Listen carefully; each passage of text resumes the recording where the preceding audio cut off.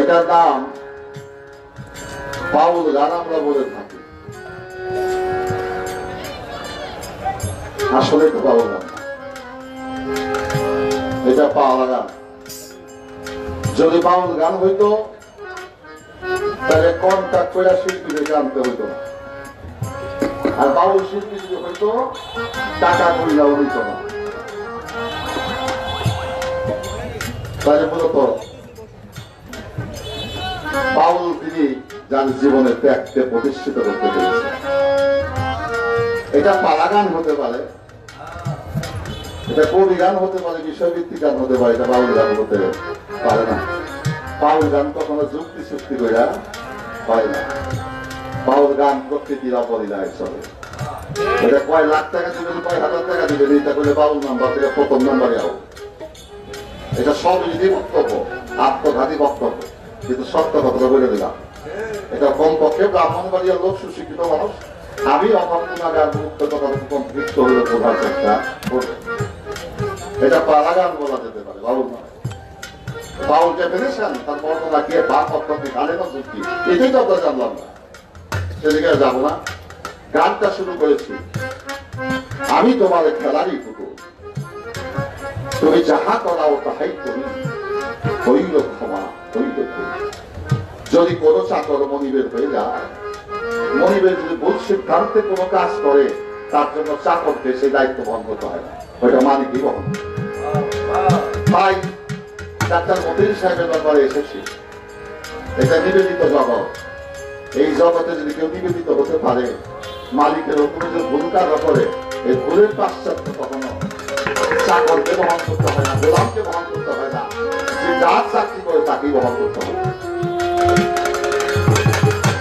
আমি হইয়া লোকনিত্র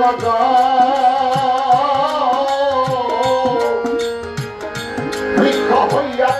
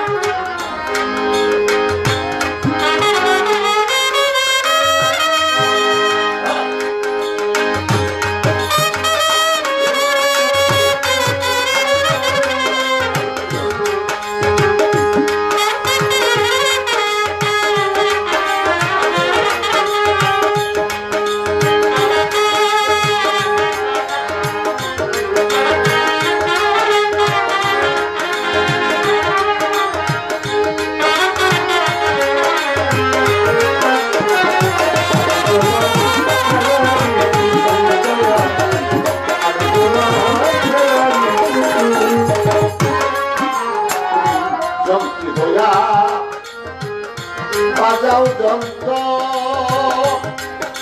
দয়া মুর্শিদ